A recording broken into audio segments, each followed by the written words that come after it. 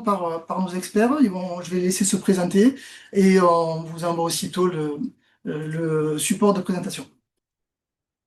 Merci pour cette introduction. Très très rapidement, Julien Rachouila, donc je suis expert comptable à Montpellier depuis 20-25 ans dans le métier, on va dire.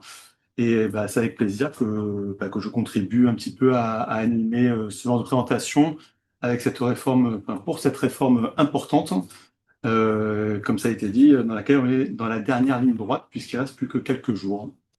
Donc j'espère que vos questions seront nombreuses et avec plaisir pour y répondre. Bien, bonjour à tous. Donc, je suis Monsieur Robert Simon, inspecteur des finances publiques à la direction départementale des finances publiques de l'Hérault. Je travaille à la division des professionnels et je suis aussi donc référent facturation électronique. Merci beaucoup la CCI de nous recevoir. On met fin à un cycle de présentation. C'est notre 6e présentation ensemble avec C'est ça. notamment Monsieur Mousset qui nous a accompagnés pour ces présentations. Et je remercie aussi l'Ordre des experts comptables avec qui on a pu co-animer ces présentations qui ont été pour l'instant de qualité avec des échanges plutôt opérationnels. Donc, si vous voulez bien, on peut commencer peut-être par commencer la présentation donc, de la réforme de la facturation électronique. Une date à retenir, 1er septembre 2026. Alors, bonjour à tous, ceux qui nous entendez. Le 1er septembre 2026, c'est J-68. Il faut que vous soyez en capacité au 1er septembre 2026 de réceptionner des factures via une plateforme.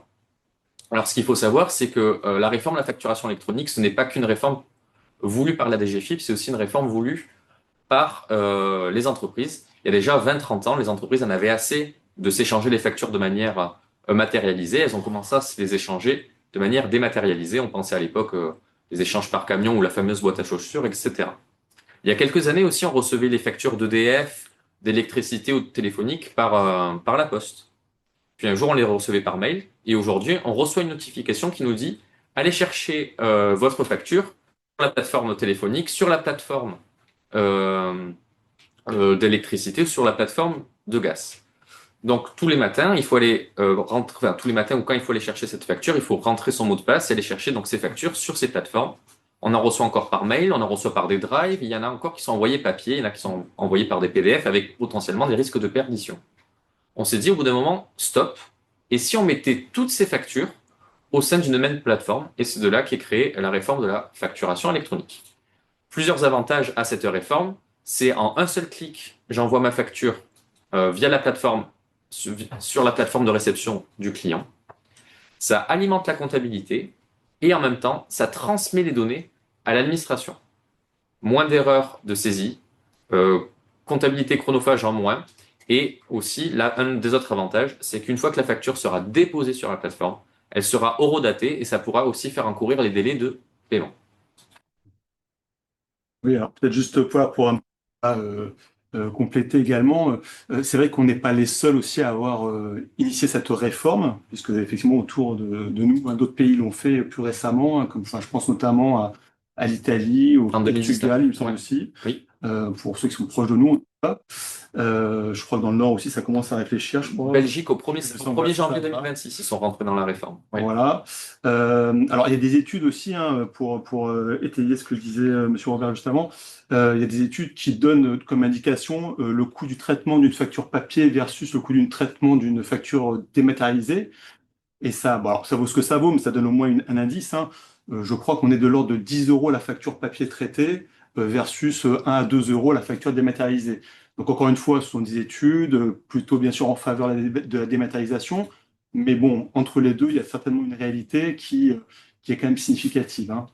Et voilà, et c'est vrai que comme ça a été dit, la récupération des factures, c'est vrai que c'est un élément contraignant pour les entreprises, pas facile non plus pour les cabinets d'expertise comptable, puisqu'il y a plusieurs sources de collecte finalement, hein. Il y a à la fois les envois d'emails, il y a les documents papier. À la fin de l'année, on demande, ben, on a des paiements, on n'a pas les factures, etc. Il y a des marketplaces, comme ça a été dit, hein. Donc on est client, on va sur le compte fournisseur, sur notre compte fournisseur pour pouvoir accéder aux factures. Avec la RGPD et la confidentialité, on n'a pas toujours le droit d'avoir les codes, etc. Donc il faut qu'on demande à nos clients d'y accéder. Donc voilà, il y a tout un tas de faits, de raisons, de bonnes raisons pour effectivement aller dans le sens de la facturation électronique. Et comme ça a été dit également, bah voilà, quelque part, avant, on était dans un schéma où chacun faisait son opération de son côté. Le fournisseur envoyait une facture au client, le client payait, le client déclarait une TVA déductible à l'administration, le fournisseur déclarait une TVA collectée à l'administration. Potentiellement, il pouvait y avoir un risque de décalage parce que l'information n'était pas arrivée dans les bons délais, etc. Pourquoi Voilà. il n'était pas arrivé? Bah, soit parce que la facture était envoyée à papier ou par coup, pion voyageur, etc. Bah, je ne sais pas. Et donc, du coup, il pouvait pas y avoir un décalage. Là, en passant par une plateforme agréée, bon, on va reparler des différents acteurs qui vont intervenir. Effectivement, il y aura une sorte de synchronisation de l'information et tout le monde aura l'information dans un temps relativement court. Et exactement. Donc cette réforme, elle est portée par la DGFiP, mais elle a aussi une volonté européenne qui est la directive VIDA, qui souhaite qu'à l'horizon 2030, l'ensemble des factures circulent de manière électronique.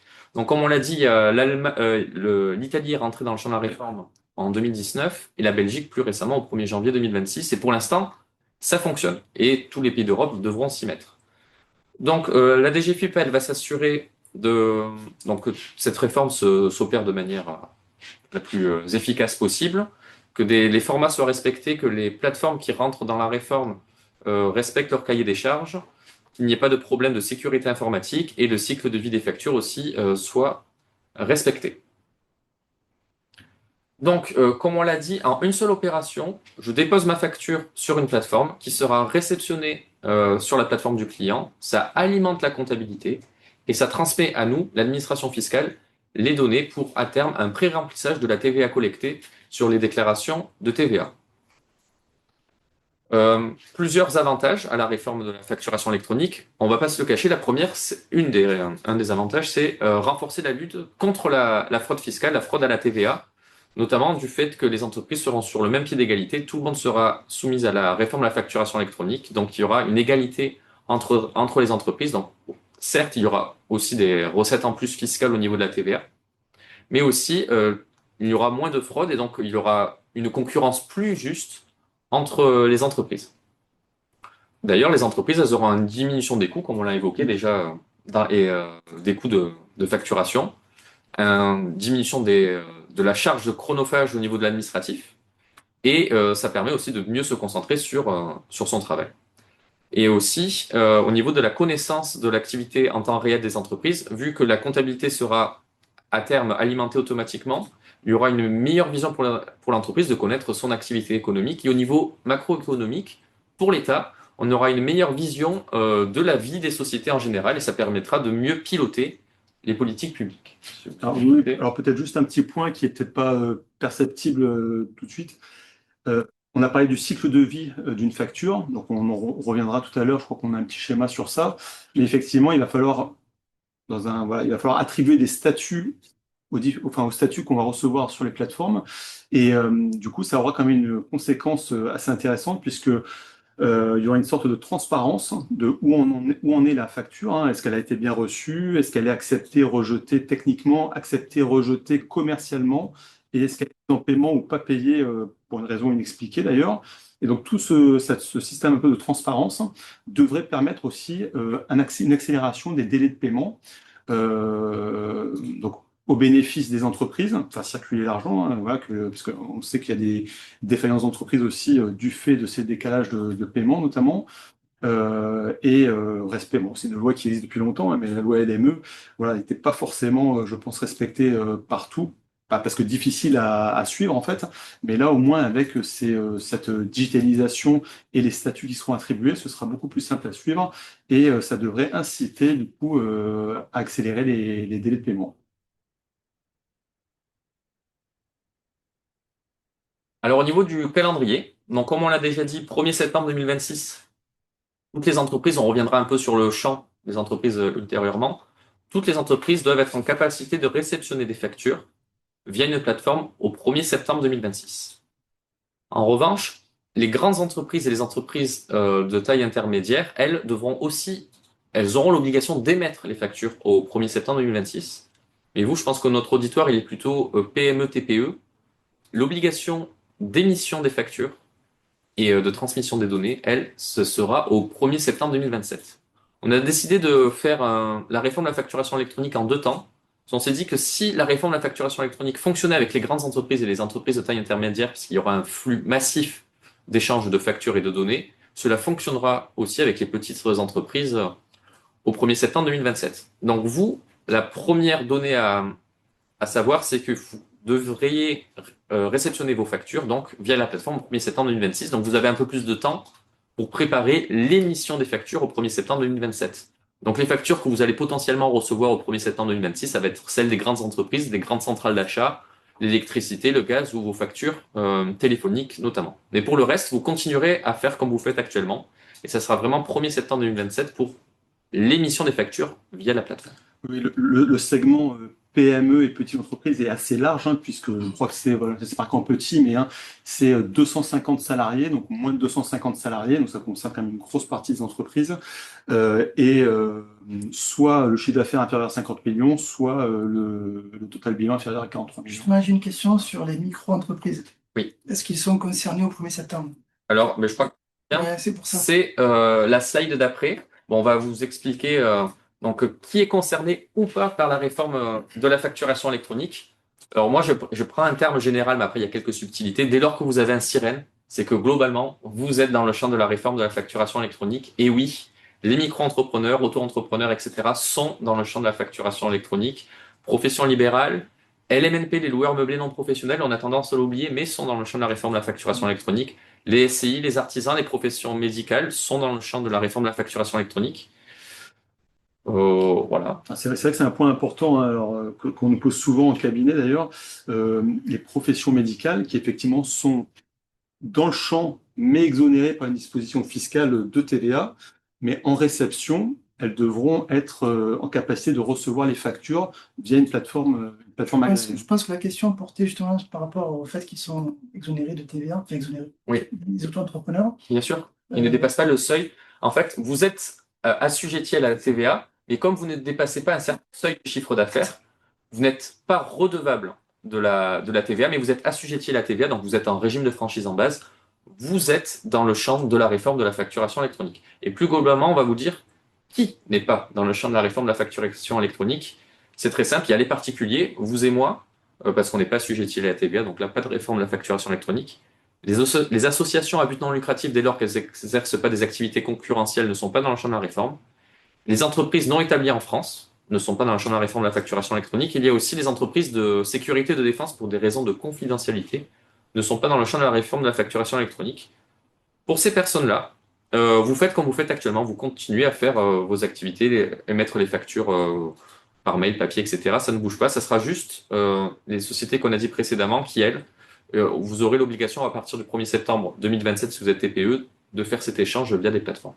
Et en fait, là, tout ce qui est sous le titre bleu, on va dire, tout ce qui est en dessous, est soumis en réception.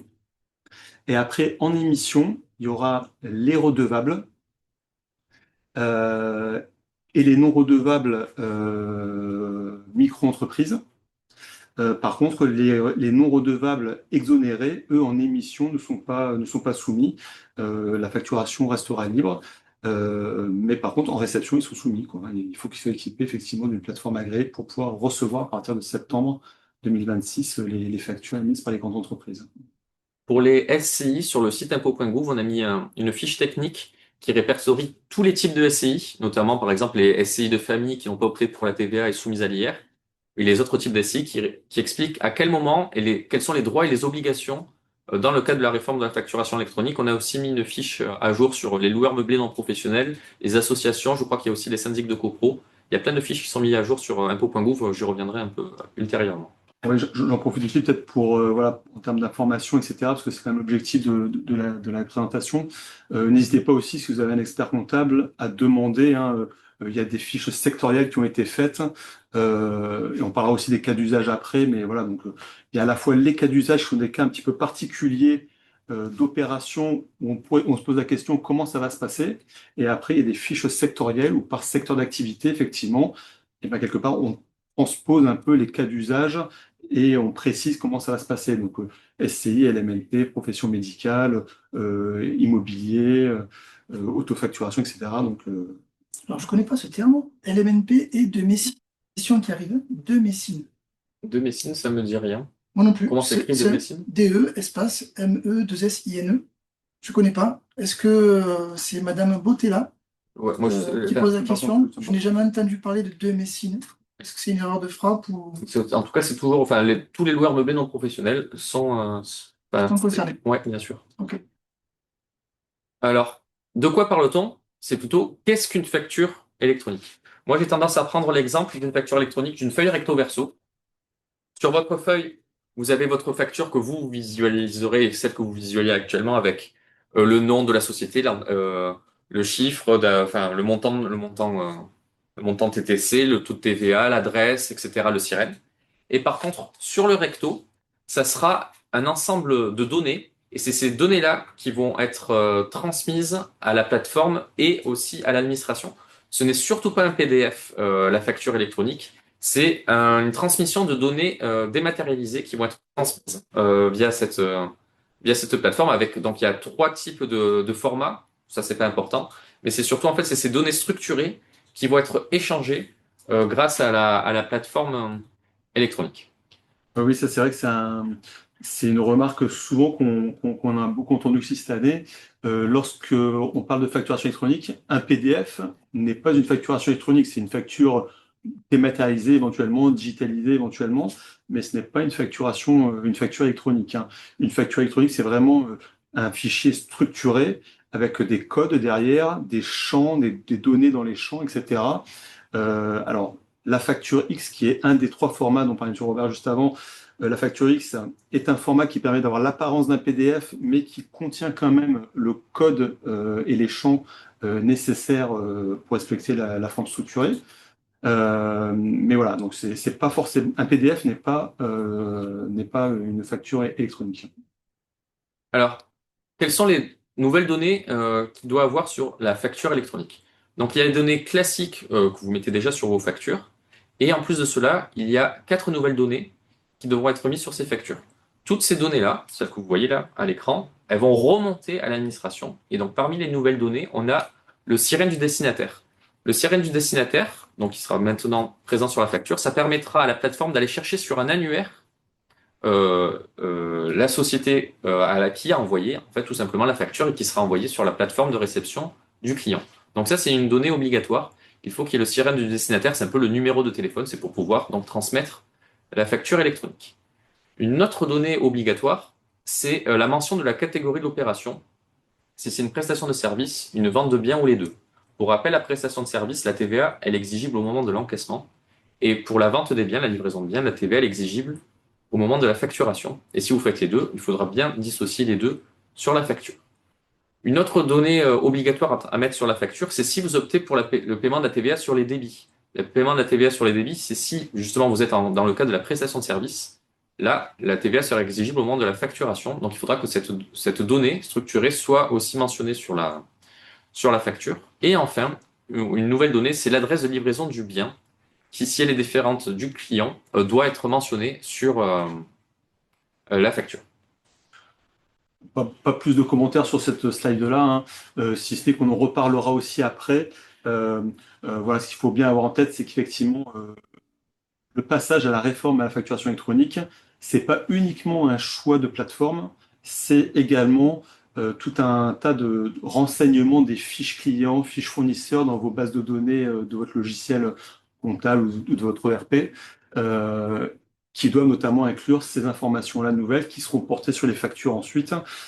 Également les notions de RIM, hein, pour les paiements digitalisés des différentes factures, puisque comme on l'a dit tout à l'heure, il y aura un cycle de vie des factures à suivre. Et donc du coup, forcément, ce sera plus simple si on fait un paiement par virement, un paiement intégré qui est déjà prévu dans le logiciel, parce que le RIB aura bien été renseigné, etc.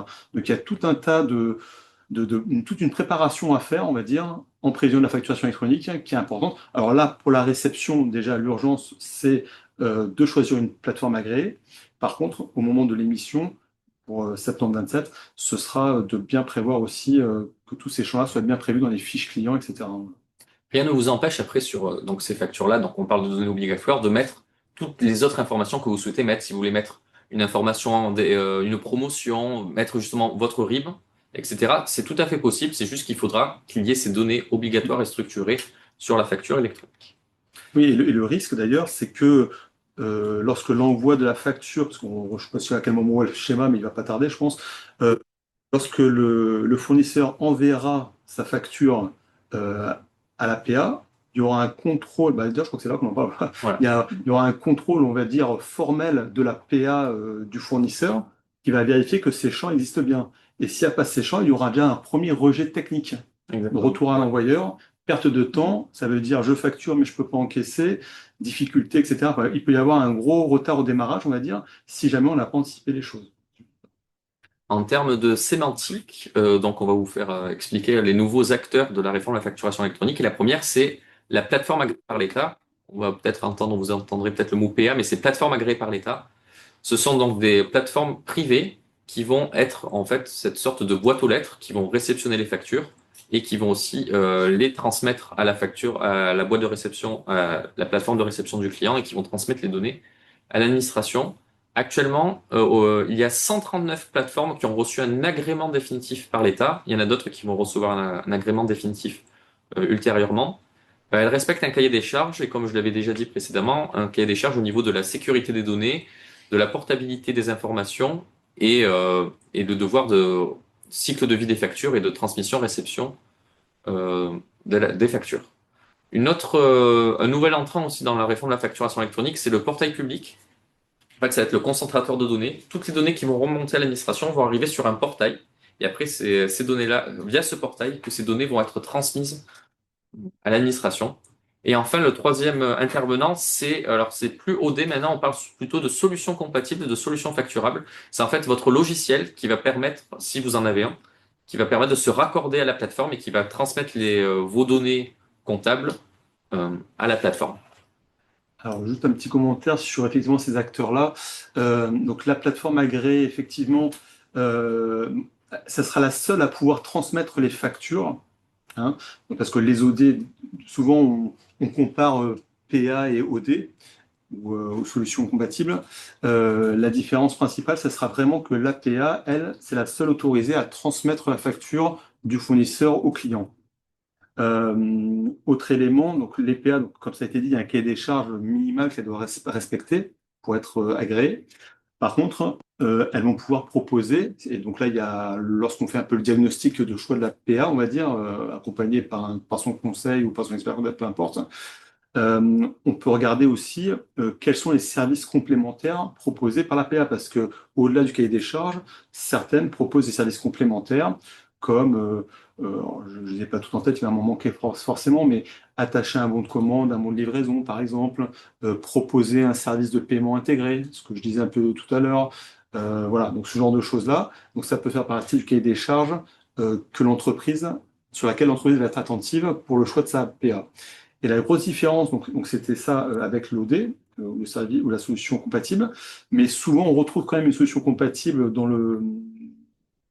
la cartographie, on va dire, parce que bah, par simplicité, on garde son outil de gestion commerciale qu'on avait, qui était en fait OD ou solution compatible, et qui n'a pas eu ou demandé l'agrément pour devenir plateforme agréée. Donc souvent, on garde quand même l'outil historique et on ajoute une PA juste pour la partie de transmission des éléments. Ça, Ça c'est peut le côté. paraître, tous ces termes peuvent paraître barbares, mais en fait, c'est très simple. Enfin, là, c'est Oui, vraiment le schéma bien sûr. déconstruit, Oui, mais pour l'émission d'une facture, ça va aller très vite. bien sûr. Oui, oui. Là, c'est vraiment le schéma Oui, déconstruit pour comprendre le fonctionnement, en fait. Ouais. oui, là, Oui, je vois qu'il y avait la question où trouver la liste des plateformes. Sur le site impôt.gouv, il y a la liste des plateformes qui est. Ouais, merci. On a Ouais, mis, parfait, bien joué. la liste des. Voilà. Voilà. Donc le slide d'après, ça c'est le schéma d'échange de factures. Donc juste avant de présenter le schéma, c'est quand on est entre deux entreprises. Ce n'est pas avec les clients particuliers, etc. Ça c'est le schéma de la facturation électronique. Vous êtes une entreprise A, par exemple, vous êtes réparateur de climatisation et vous allez réparer la climatisation chez le boulanger. Donc vous faites votre opération et vous allez déposer votre facture sur votre plateforme. Comme il y a dans les nouvelles données le sirène du destinataire, la plateforme, elle va aller chercher sur l'annuaire le sirène du destinataire pour permettre d'envoyer la facture à l'entreprise B, donc là chez le boulanger, qui va la réceptionner sur sa plateforme. Et concomitamment, ces données-là, elles vont être transmises à l'administration. Et tout cela en un clic.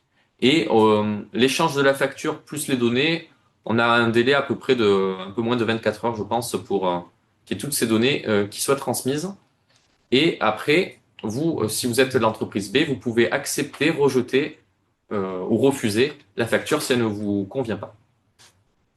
Si vous voulez compléter. Non, là, pas plus, on a déjà dit beaucoup de choses, Voilà. je pense, pas de problème. Donc ça, c'est le schéma de la facturation électronique. Donc c'est un schéma en Y. Je pose ma facture sur la plateforme. La plateforme va aller chercher le sirène du destinataire via l'annuaire pour transmettre la facture à l'entreprise B et faire remonter les données, structurées à l'administration. La facturation électronique, c'est 3 dispositifs qui sont bien distincts. Et vous, en tant qu'entreprise, il faudra que vous vous positionnez, est-ce que je travaille avec une entreprise? Est-ce que je travaille avec un particulier ou est-ce que je travaille avec les deux? Si vous travaillez avec une entreprise, donc à partir du 1er septembre 2027, il y aura un échange donc de factures via la plateforme. Donc ça, on parle de e-invoicing, mais c'est facturation électronique. Si vous travaillez avec des particuliers, donc là, vous devrez faire ce qu'on appelle un e-reporting. Le e-reporting, en fait, c'est l'extraction de données, donc les données qui remontent à l'administration. Comme on l'a dit avec les particuliers ou les entreprises, les entreprises non établies en France ou les associations à but non lucratif, il n'y aura pas de facture électronique, mais il faudra que les données, votre chiffre d'affaires, elles remontent à l'administration à un certain moment. Et ça s'appelle l'extraction de données, le e-reporting, avec un flux qui va être différent en fonction de votre activité. Si vous êtes en franchise en base ou en trimestriel ou au régime réel normal, la remontée de données, elle sera différente. Il y a un slide qui arrive après là-dessus. Oui, tout à fait. Voilà, donc le invoicing, le reporting, juste peut-être pour préciser 2 points donc sur la facturation électronique, le premier cadre. Donc encore une fois, hein, on parle du cycle de vie des factures. Il y a 4 statuts qui sont obligatoires. Il peut y en avoir plus, hein, les plateformes agréées peuvent en proposer plus pour être plus précises dans le, dans le suivi justement des factures. Il y a le premier niveau qui est facture déposée, facture acceptée ou rejetée, facture payée, et il va m'en manquer un, je l'ai plus en tête. Voilà. En tout cas, il y en a vraiment 4 qui sont incontournables, on va dire. Et après, il peut y en avoir d'autres plus complexes, mais voilà. Point de vigilance et d'attention, c'est sur le e-reporting, donc l'extraction des données. Vraiment, l'exemple parlant, ça va être le café, hôtel, restaurant qui a des particuliers comme clients, qui a un logiciel de caisse, un système de caisse. Et là, effectivement, les données en fait vont être extraites du logiciel de caisse pour être déclarées dans la PA, pour être ensuite envoyées à l'administration fiscale. Et donc du coup, là, il y aura vraiment un gros enjeu pour que ça se passe bien, d'interopérabilité entre le système de caisse et le logiciel comptable. Donc, voilà. Donc ça, tu prends attention sur ça, bien voir si le logiciel de caisse a prévu une moulinette ou un connecteur pour se connecter sur l'échelle comptable, si c'est plutôt le logiciel comptable qui l'a prévu, etc. Parce que comme on va le voir d'ailleurs, je crois, dans une slide après, il y a une fréquence de communication des informations, des données, qui va être, à mon avis, majoritairement sous forme à la décade, hein, donc tous les 10 jours, hein, notamment pour les régimes réels en TVA, donc, mensuellement, les TVA mensuels. Et donc, du coup, voilà, là, il y aura vraiment un enjeu et un risque de perte de beaucoup de temps s'il n'y a pas cette connexion entre le système de caisse et le logiciel comptable. Voilà. Et le troisième point, c'est l'extraction de données au niveau de la prestation de service. Comme on l'a dit, la prestation de service, la TVA, elle est exigible à l'encaissement. Donc il faudra que là aussi, ces données, elles remontent à l'administration. Donc ça, c'est ce qu'on appelle l'e-reporting de paiement, l'extraction des données de paiement qui remonteront à l'administration. Donc la réforme de la facturation électronique, c'est 3 volets. Facturation électronique, échange de factures entre 2 entreprises, assujetties à la TVA. L'extraction des données, quand vous faites une livraison de biens, par exemple, les données vont remonter avec un particulier donc, ou une entreprise à l'international, les données remontent à l'administration.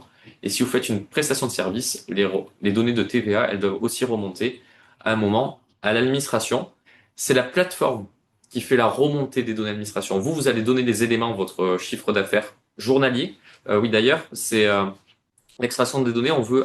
L'administration souhaite que ce soit un chiffre d'affaires quotidien, des données quotidiennes qui remontent à l'administration. Vous, après, vous continuerez à transmettre ces données-là à votre comptable ou via votre logiciel selon vos habitudes. Il faudra que nous, à l'administration, on ait une visibilité quotidienne de vos chiffres, de votre chiffre d'affaires, de vos données de transaction et de paiement. Donc ça, voilà, c'est le schéma qui récapitule un peu ce qu'on a dit. Donc le schéma en haut, c'est le schéma en Y qu'on vous a présenté. Donc on n'a pas besoin d'y revenir dessus. Par contre, le schéma en dessous, donc là, c'est quand on est dans le cadre, si vous travaillez avec des particuliers, par exemple.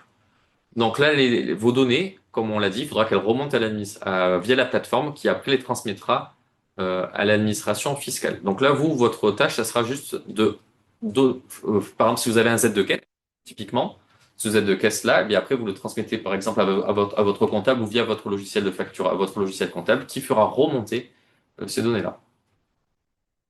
J'avance là-dessus. Non, bah, c'est vrai, bien sûr. Au niveau du rôle des acteurs, donc ça c'est un schéma qui récapitule un peu qui fait quoi dans le cadre de la réforme de la facturation électronique. On l'a déjà un peu dit, mais par exemple, dans ce schéma, par exemple, c'est la plateforme agréée qui met à jour l'annuaire, qui va chercher les sirènes, etc. C'est elle qui s'en occupe. Et voilà, là c'est quelques informations. Bah voilà, effectivement, alors ça, c'est effectivement des choses qu'on a dit, mais ça fait le lien, donc c'est bien d'avoir une vue synthétique là. On voit un peu toutes les, comment dire, toutes les prestations que peuvent faire notamment les PA. Hein, dernière colonne, donc c'est les plateformes agréées, c'est la dernière colonne. Quand c'est marqué peu, bah, c'est tous les services, on va dire, complémentaires dont je parlais tout à l'heure. Signature des factures à émettre vers le bas, puisque il y a beaucoup de peu vers le bas. Émettre des factures hors périmètre, ok, proposer l'intégration comptable, proposer la validation, le paiement, etc. de manière intégrée. Donc c'est tout un tas de services complémentaires qui peuvent être proposés par les PA, qui permettent du coup à l'entreprise qui veut pas uniquement se conformer immédiatement à la réforme de la facturation électronique, mais voire peut-être plus largement, c'est l'occasion de reposer à plat un peu l'organisation de l'entreprise aussi, hein. Donc ça permet de voir peut-être d'autres services qui pourraient être intégrés et de choisir la bonne PA qui permet d'y répondre. Voilà. Donc ça liste un peu tous les services possibles. J'en profite aussi, je vois la première ligne, j'avais pas fait attention, en grande majorité payant. Oui, parce que bah, moi, alors, je parle souvent un peu, je fais souvent le parallèle un peu avec l'IA. L'IA, les modèles, etc., c'est gratuit, mais quand c'est gratuit, c'est qu'il y a un loup quand même, hein. C'est que les données, on ne sait pas où elles vont. Alors là, je dis pas que c'est les données, on ne sait pas où elles vont, mais voilà, voilà. Donc, bien voir derrière, qu'est-ce qu'il y a comme service? Est-ce qu'il n'y a pas un problème de volumétrie, de nombre de factures? Est-ce qu'il n'y a pas... On nous pose la question de quelle est la meilleure plateforme, etc. On n'a pas de réponse définie. Ça dépend de l'activité, ça dépend des besoins qu'on a, Ah, du nombre de ça. factures qu'on doit émettre. Il y a par exemple des établissements bancaires qui proposent déjà cette offre. Bien sûr. Il faut faire attention, c'est peut-être gratuit jusqu'à 25 facturations C'est par ça. mois, etc. Bien sûr. Donc il faut vraiment creuser. Et puis, il n'y a peut-être pas tous les services dont on parlait tout à l'heure, hein. Exactement. Le paiement intégré, enfin, moi, je trouve que c'est quelque chose, à mon avis, qui est très utile, bah, parce que, comme on disait tout à l'heure, le cycle de vie d'une facture, si on peut le faire en ligne de manière digitalisée dans le même outil, bah, c'est quand même un sacré plus, quoi, hein. C'est ça. Mais bon, voilà, donc ça, moi, je dirais, entre guillemets, voilà, renseignez-vous soit auprès du site de l'administration fiscale, soit auprès de votre expert si vous en avez un, qui pourra un petit peu voilà, vous orienter, quoi, entre guillemets. On reviendra sur le choix de la plateforme, comment choisir sa plateforme ultérieurement aussi là-dessus. Les délais, donc ça c'est l'extraction des données, on en a déjà un petit peu parlé. Si vous êtes donc une entreprise au régime réel normal, c'est-à-dire que vous déposez vos déclarations de TVA tous les mois, les données elles vont remonter 3 fois par mois à l'administration, tous les 10, du 1 au 10, du 11 au 20 et du 21 au 30. Les données elles vont remonter à l'administration via la plateforme.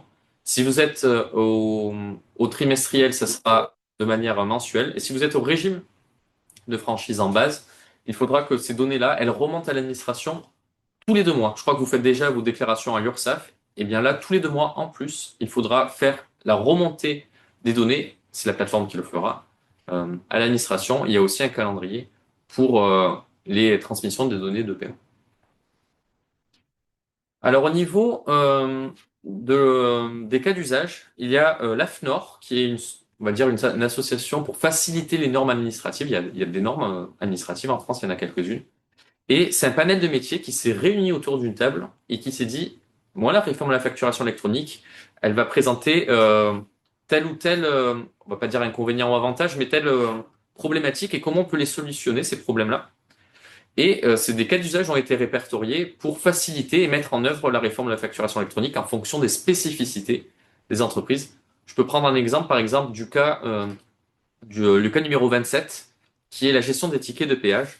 Typiquement, si vous êtes avec votre voiture professionnelle et que vous avez votre badge de péage et que vous passez donc au péage, la société d'autoroute, elle va euh, en fait vous transmettre la facture via votre sirène grâce à votre badge de télépéage. Mais si il s'avère que vous payez, que vous ne passez pas par le badge de télépéage, mais que vous payez avec la carte bleue, là vous devenez un tiers payant et dans ce cas-là, la société de péage, elle va récupérer vos données de transaction qu'elle transmettra à l'administration, et vous récupérerez le ticket que vous donnerez à votre comptabilité comme vous faites actuellement. Les cas d'usage, ils sont très variés. Par exemple, il y a le cas d'usage pour les professions, par exemple pour les avocats sur la sécurité des données. Il y a aussi le cas de l'autofacturation, la facturage, les cas de sous-traitance dans le BTP, par exemple, ou encore les cas de frais de restauration qui ont été pris en compte dans la norme AFNOR. Donc il y en a 44 et c'est régulièrement 46 même, je crois. Et c'est régulièrement mis à jour. Il y en aura peut-être d'autres qui vont arriver d'ici au 1er septembre et voire après. Oui, non, non, pas beaucoup plus. Oui. Alors, peut-être deux remarques. La première, c'est que ce qu'il faut savoir, c'est que les plateformes agréées n'ont pas l'obligation de répondre à tous les cas d'usage. Donc, c'est pour ça que faire un petit diagnostic au démarrage, si on pense qu'on a plusieurs cas d'usage dans notre organisation, c'est intéressant de les identifier pour bien choisir sa plateforme agréée, parce que donc, tous les cas d'usage ne sont pas traités par toutes les PA. Et un deuxième exemple, peut-être aussi, c'était sur le cas des notes de restaurant pour les fameuses notes de frais, quoi, tout simplement, cas vraiment très simple. Donc, soit en fait, on aura une vraie note de frais au nom du collaborateur. Donc là, c'est une vraie note de frais avancée par le collaborateur au nom du collaborateur, donc données de transactions remontées par le vendeur. Soit ce sera le nom de l'entreprise, donc le client, l'entreprise qui sera sur la facture, le paiement fait malgré tout par le collaborateur. Et dans ce cas-là, ce sera un remboursement. Donc la facture ira directement à l'entreprise et l'entreprise devra rembourser le collaborateur. C'est une note de frais uniquement en remboursement, on va dire. Il faut leur donner le numéro de sirène. Et il faut donner le numéro À la de sirène caisse. de l'entreprise. Donc voilà, alors, des fois on a la petite blague, effectivement. Alors, comment je vais faire? Je me trimballe avec mon cabis, etc. Ouais. Bon voilà, bon voilà, donc ça sera effectivement un petit coup à prendre au démarrage. Mais voilà, donc c'est tous ces cas d'usage qui sont illustrés. Voilà, donc il y en a, alors, là il y a marqué 36, mais il me semble qu'il y en a 44. C'est un Hein, peu je crois, évolué, comme oui, ça, bien sûr. maintenant. Voilà, donc voilà, donc encore une fois, les cas d'usage, soit ils sont, vous les retrouvez sur Internet, soit demandez à votre expert comptable Clairement. qui a les cas d'usage mis en forme, sous forme de fiches, qui sont assez illustratives pour être plus compréhensibles. Il nous reste un gros quart d'heure Ok, Voilà. c'est bien, on va par rapport à avancer. l'avancement. Impact pour les entreprises. Donc ça, on l'a un peu invoqué déjà depuis le début de la présentation, les avantages et les inconvénients de la facturation électronique. Moi, je vais pas m'attarder dessus. Non, non, on peut passer, je suis d'accord, oui. Voilà. Ça aussi, hein, on en a déjà Ouais. pas mal parlé. Donc là, en fait, vraiment, le schéma que l'on voit, peut-être juste, c'est vraiment le schéma du cycle de vie d'une facture. Hein. Je suis assez répétitif sur le terme, mais Oui. s'il y a des choses à retenir, Oui. plateforme agréée, cycle de vie des factures, c'est vraiment des termes importants à retenir. Donc là, voilà, on voit un petit peu côté fournisseur, qu'est-ce qu'il y a comme statut à donner, côté acheteur, qu'est-ce qu'il y a comme statut à donner. Et globalement, alors c'est marqué petit là, mais à gauche, c'est est-ce que c'est déposé dans la plateforme, oui ou non? Et tout à droite, c'est est-ce que c'est payé, oui ou non, hein. Ce qui est en vert, je suppose que c'est ce qui est obligatoire, et ce qui est en jaune, je suppose que c'est ce qui est optionnel sur les plateformes, ce qu'elles peuvent proposer comme statut complémentaire. Voilà, mais voilà. Sinon. Les étapes de la mise en place dans l'entreprise là-dessus. Alors là, ouais, tout à fait, je peux en parler. On en a déjà parlé, mais peut-être pour le synthétiser. Globalement, ça correspond peu ou prou bah, nous, ce qu'on propose souvent, en fait, c'est un diagnostic. En fait, dans 2 tiers des cas, ce sera des cas simples où la plateforme agréée répondra à tous les cas de l'entreprise. Ce sera des cas simples qui ne posera pas de problème.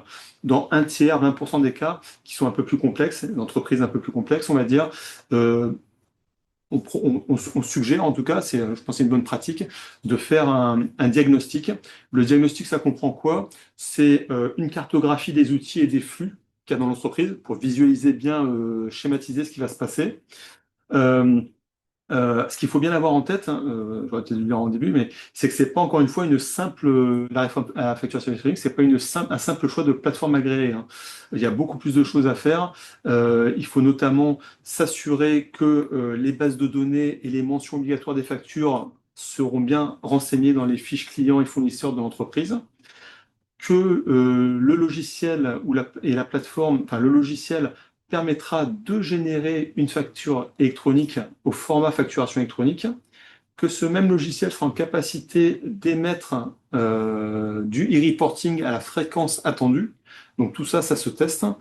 Et les fameux cas d'usage, voilà, bien les identifier en amont également, parce que comme je disais, voilà, donc toutes les PA n'ont pas l'obligation de vous répondre à tous les cas d'usage.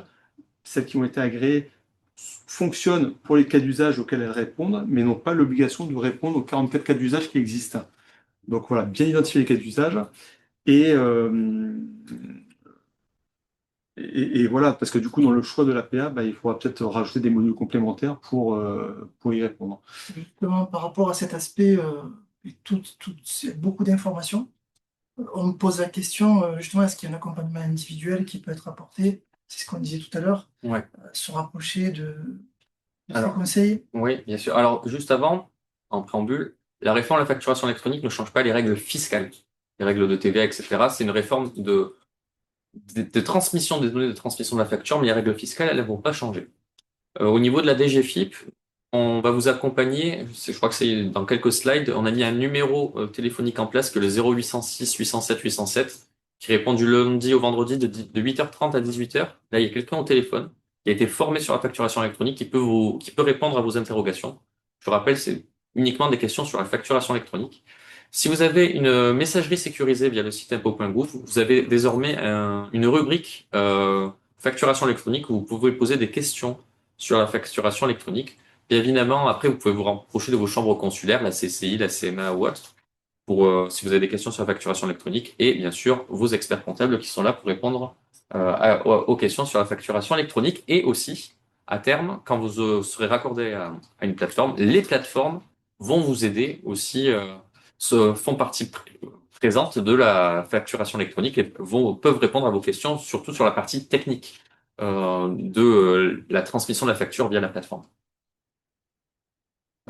Critères de choix, ça on peut le passer aussi. Ça, Ouais, oui, bah, ce qui est vraiment important, quand même, le critère numéro un, juste pour le dire, c'est quand même la connectivité, on va dire, et puis l'interopérabilité, hein, parce que ce sont des notions assez proches, hein. Oui. Connectivité, interopérabilité, c'est vraiment des enjeux majeurs, voilà, des enjeux majeurs dans les outils, hein, que ça fonctionne bien. Parce que si il n'y a pas ça, forcément, il y aura du temps supplémentaire à un moment donné à passer pour récupérer les données, etc., les remettre dans la boîte, enfin, dans l'outil de plateforme agréée, etc. Voilà. Si on veut aller plus loin dans le cahier des charges encore du choix d'une PA, bon, il y a des choses intéressantes qui sont listées là d'ailleurs, hein. Réversibilité, je vois vers le bas, conditions en cas de changement de logiciel, quid. Également, en termes de pérennité, hein, quel est le support, la hotline apportée par la plateforme agréée. C'est ce que je voulais dire quelque part, le support que propose la plateforme agréée, parce que c'est bien beau de mettre en place, mais si après, effectivement, il y a des petits ajustements à faire, bah, c'est un argument de plus dans le choix d'une PA, à mon avis, d'avoir ce support qui fonctionne bien. Ouais. Sur la caisse. Bon, sur la caisse, voilà, peut-être deux points. C'est simplement dire que, donc là, on parle de caisse, donc on est plutôt sur le volet e-reporting, extraction de données de transactions à transmettre à l'administration fiscale. Donc, je prends toujours l'image, hein, mais pas que, hein, c'est que finalement tout commerce peut avoir une caisse, mais d'un café-restaurant qui reçoit des particuliers. Donc, du coup, il n'a pas d'obligation d'émettre des factures électroniques. Par contre, il devra répondre à l'extraction des données et à transmettre à l'administration fiscale quotidiennement, on a dit, et envoyer l'information, déclarer l'information, par contre, tous les 10 jours, par décade, mais quotidiennement le chiffre d'affaires en tout cas. Et ça, point de vigilance, c'est le point 5, hein, je pense, oui, saisie manuelle ou automatisation. Encore une fois, l'interopérabilité entre le système de caisse et le logiciel comptable est pour moi un facteur important parce que globalement, comment ça se passait jusqu'à maintenant, le logiciel de caisse, on récupérait le Z de caisse mensuellement, on le mettait dans le logiciel comptable, on faisait la TVA, etc. Là, si on est sur de la déclaration par décade, il faut qu'il y ait une interopérabilité entre les deux, une connexion entre les deux, pour que l'alimentation se fasse régulièrement, automatiquement. Sinon, forcément, ça va générer beaucoup plus de temps. Sinon. Donc, importance sur ça. Donc au niveau du choix de la plateforme administrative, donc là c'est ce qu'on a un peu dit. Donc les experts comptables ils sont là pour vous accompagner dans le choix de la réforme, dans le choix de la plateforme et dans l'accompagnement in fine de la facturation électronique. Si vous voulez compléter. On en a déjà parlé, hein, mais Ouais. effectivement, voilà, les trois premiers points, c'est un peu quelque part l'aide au choix de la plateforme, le diagnostic pour les cas les plus compliqués. Et voilà, et après, effectivement, on peut également aider alors, dans un deuxième temps, hein, je vois le dernier point qui est effectivement en confiant des tâches administratives qui sont la facturation, donc l'accompagnement au paiement des factures fournisseurs ou le recouvrement des créances clients. Voilà, puisque tout sera digitalisé, effectivement, donc ils sont quand même des hommes du chiffre et plutôt en bureau et moins opérationnels sur un chantier ou quoi. On peut tout à fait voilà, être quelque part le DAF externalisé, on va dire, de la TPE pour accompagner nos clients sur ces éléments administratifs. Ouais, tout à fait. Au niveau de la DGFIP, nous en tant que DGFIP, on ne peut pas faire la promotion de plateformes. Par contre, ce que pour vous dire déjà, c'est que ces plateformes-là sont listées sur le site impôt.gouv. On peut vous dire aussi donc de regarder un peu la plateforme qui va le plus vous convenir en fonction de votre activité, de vos besoins, du coût que vous êtes prêt à mettre. Il y a quand même quelques plateformes qui proposent des solutions entièrement gratuites, donc mais avec la contrepartie, avec des propositions un peu standards. Mais si vous êtes une micro-entreprise, une petite entreprise, et que vous émettez et recevez que deux, trois factures par an ou voire par mois, ça peut être intéressant de se tourner vers une plateforme gratuite. Après, pour le reste, la plupart des plateformes vont proposer un paiement à la facture ou au volume. Ça peut être gratuit de 0 à 25, à 0 à 40, et à partir de 40, il peut avoir un coût. Donc, vous pouvez vous rapprocher donc, de vos comptables qui vous aiguillent sur quelle plateforme choisir, de vos chambres consulaires. Mais ce que je veux rappeler, c'est que c'est vous, en tant que chef d'entreprise, qui choisissez quelle plateforme prendre. Ce n'est pas parce qu'on vous incite, que votre banque, que votre comptable vous dit prenez cette plateforme-là, parce que c'est plus facile pour nous, que vous êtes obligé de la prendre. Non, c'est vous qui avez le choix définitif. Il y a des plateformes qui proposent actuellement des mois gratuits. Donc vous pouvez aussi essayer. Vous avez le droit de changer. Après, bon, ça peut être des contrats avec des prix dégressifs, mais vous pouvez changer de plateforme. Les plateformes, elles ont aussi l'obligation de portabilité, c'est-à-dire que si une plateforme est amenée à disparaître ou que vous souhaitez changer de plateforme, elles ont l'obligation de transmettre toutes ces données-là à une autre plateforme. Comme on l'a dit, J-68, volonté européenne, et c'est le moment d'anticiper, de peut-être aussi de revoir un peu toute sa gestion au niveau de la facture, de la facturation, et de se rentrer dans cette ère du numérique et de se dire, bon, est-ce que c'est pas le moment de tout changer, peut-être changer mon logiciel comptable. Il y a des plateformes qui font logiciel de facturation, logiciel comptable, et qui font plateforme aussi. Donc ça peut être le moment de se questionner justement. Et pour rajouter juste un point, même si on n'est pas concerné par l'émission, Oui. on peut, à partir de septembre-octobre, commencer à émettre si on le souhaite. Clairement, on peut commencer donc à faire de l'émission, mais on ne peut pas vous obliger, par Ouais, c'est contre, à émettre. Mais si vous avez déjà votre plateforme et que vous souhaitez, après, le client, lui, il peut, s'il le souhaite, réceptionner, il n'y a pas de problème. Et ce n'est pas une obligation, si vous êtes une petite entreprise, d'émettre. Ça, faut bien le rappeler, c'est important. Donc, comme on l'a dit, c'est à vous, en tant qu'entreprise, donc de signer le mandat de choix de la facture de la plateforme. Donc voilà, donc ça, c'est un petit schéma d'éventuellement d'un mandat à remplir pour la plateforme, pour le choix d'une plateforme. Comme on l'a dit aussi, donc il y a l'annuaire qui est en ligne sur impôt.gouv depuis le 18 septembre. C'est là qu'il est répertorié toutes les sociétés qui rentrent dans le champ de la réforme de la facturation électronique. Potentiellement, si vous avez un sirène, vous pouvez déjà essayer de rentrer votre sirène sur le site de l'annuaire. En principe, vous pouvez être dedans. Alors après, raccordé ou non. D'ailleurs, je vous pose la question, vous pouvez répondre dans le chat. Parmi ceux qui sont là, qui est déjà raccordé à une plateforme? Par curiosité, ça m'intéresse. N'hésitez pas à dire si vous l'êtes. Voilà, donc tapez votre sirène sur le site de l'annuaire sur l'annuaire et vous pouvez voir si vous êtes dedans ou pas. Si vous l'êtes pas, contactez votre service des impôts des entreprises de proximité. On fera en sorte que vous soyez dedans parce qu'en principe là vous êtes censé être dans l'annuaire. Petit rappel aussi, vous n'êtes pas obligé de savoir la plateforme de réception du client. Nous, on a juste besoin du sirène. C'est un peu comme le numéro de téléphone pour appeler quelqu'un. Vous avez besoin de savoir son numéro de téléphone, mais vous n'êtes peut-être pas obligé de savoir chez quel opérateur il est. Là, c'est pareil. Vous avez besoin du sirène, mais pas de savoir la plateforme choisie par les entreprises. Et il faut rappeler que l'administration publique, elle aussi, rentre dans la chaîne de la facturation électronique dès le 1er septembre 2026 et elle utilisera la plateforme Chorus. Au niveau aussi de l'accompagnement, le site impôt.gouv, il est très bien fait sur la partie facturation électronique, il est régulièrement mis à jour. Il y a aussi des questions, si vous répondez à quelques questions, en fonction par exemple de la taille de votre entreprise, si vous travaillez avec des particuliers ou des entreprises, votre chiffre d'affaires, etc., il y aura une fiche qui va être créée en fonction de votre activité et de votre taille d'entreprise et qui vous dira exactement à quel moment vous rentrez dans le champ de la réforme de la facturation électronique et qu'est-ce que vous devez faire pour le mettre en place. Il y a aussi des dépliants, des fiches techniques, des foires aux questions, des outils diagnostiques, etc. Et en plus de ça, donc nous, la DGFiP, on communique là-dessus, on communique sur la facturation électronique et pour éviter aussi l'usurpation d'identité, etc. C'est vraiment la DGFiP qui porte la réforme de la facturation électronique. Donc, pour pas vous tromper dans le choix de la plateforme, il faut bien aller vérifier qu'elle soit répertoriée sur le site impôt.gouv parmi les 139 qui ont eu un agrément définitif.